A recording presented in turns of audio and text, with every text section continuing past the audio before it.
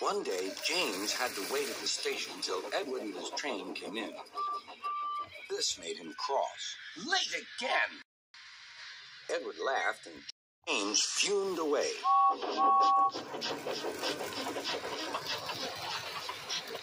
After James had finished his work, he went back to the yard and puffed onto the turntable.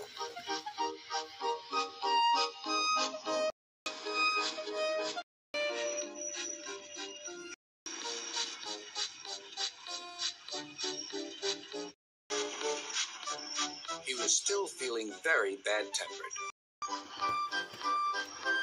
"Edward is impossible," he grumbled to the others. "He clanks about like a lot of old iron, and he is so slow, he makes us wait." Thomas and Percy were indignant.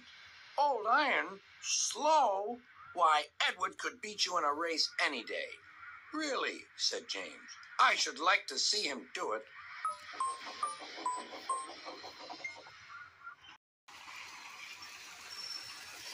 Next morning, James's driver was suddenly taken ill. He could hardly stand, so the fireman uncoupled James ready for shunting. James was impatient. Suddenly, the signalman shouted.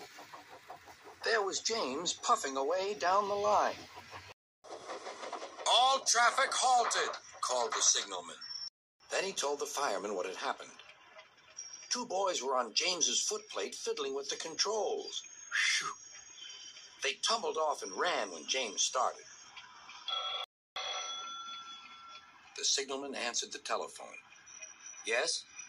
He's here." "Right. I'll tell him." "The inspector's coming at once. He wants a shunter's pole and a coil of wire rope."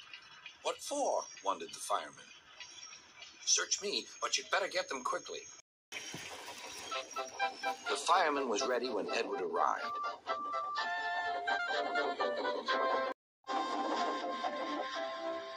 The inspector saw the pole and the rope. "Good man, jump in."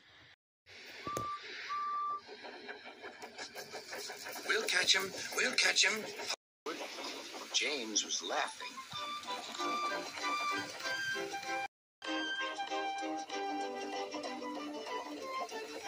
"What a lark! What a lark!" he chuckled to himself. Suddenly, he was going faster and faster. He realized that he had no driver. "What shall I do? I can't stop! Help! Help!" We're coming, called Edward.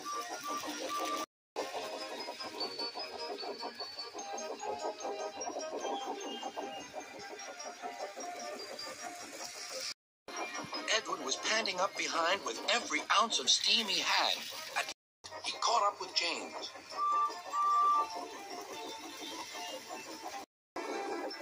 "Steady, Edward," called his driver. The inspector stood on Edward's front, holding a noose rope in the crook of the shunter's pole. He was trying to slip it over James's buffer. The engines swayed and lurched. At last, "Got him!" he shouted. He pulled the noose tight. Gently braking, Edward's driver checked the engine speed, and James's fireman scrambled across and took control. "So, the old iron caught you after all," chuckled Edward. "I'm sorry," whispered James. "Thank you for saving me." "You were splendid, Edward."